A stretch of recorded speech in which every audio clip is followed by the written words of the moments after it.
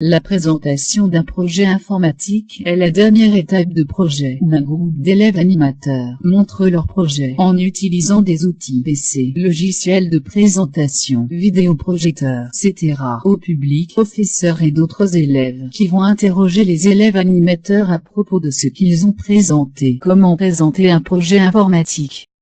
La méthode de présentation est divisée en deux parties. La première partie s'appelle « Discours ». C'est ce qu'ils vont dire pendant qu'ils montrent le projet. La deuxième partie s'appelle « Discussion ». Et c'est dans cette partie que le public va poser des questions aux élèves animateurs concernant leur projet et les élèves animateurs doivent répondre à ces questions. Qu'est-ce qu'on dit dans le discours? Le discours est structuré selon 3 étapes: ouverture, développement, fermeture.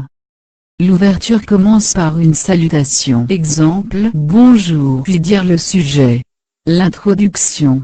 Et le plan. Le développement contient les idées principales, enchaînées par des mots de transition, comme, premièrement, tout d'abord, deuxièmement, ensuite, puis, etc. La fermeture contient la conclusion précédée par, pour conclure, pour tout dire, etc. Et le remerciement, exemple, enfin merci pour votre attention. Qu'est-ce qu'on prend en considération pendant la présentation? Respecter le cahier des charges donné par le professeur qui limite le temps de la présentation et explique comment doit être le discours et la discussion. Est-ce qu'il y a des choses qui aident à améliorer la présentation? Oui, bien sûr. La communication non verbale consolide la présentation en employant le regard, la posture, le corps et les gestes pour s'assurer que le message soit bien reçu. Pour capter l'attention, regarde tout le public avec confiance sans avoir des regards timides ou de trac.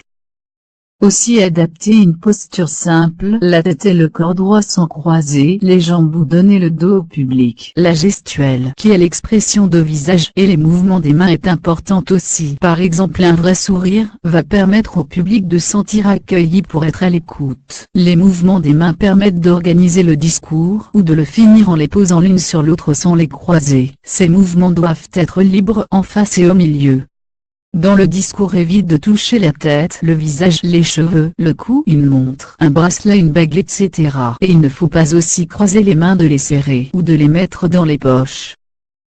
Comment évaluer une présentation d'un projet? L'évaluation se fait par le professeur selon une fiche d'évaluation donnée d'avance aux élèves.